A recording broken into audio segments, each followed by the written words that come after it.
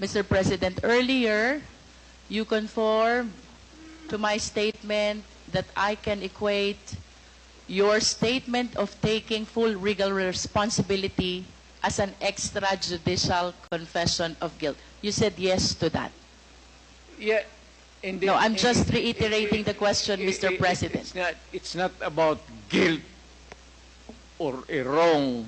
What I'm saying is that yung lahat ng inutusan ko yung war against drugs, o yung isang platoon dyan o isang batalyon, kung ano yung ginagawa nila, kaya I take full responsibility for that.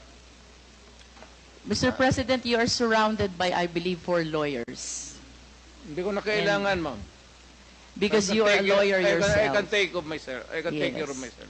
And of course, you understand the elements of an extrajudicial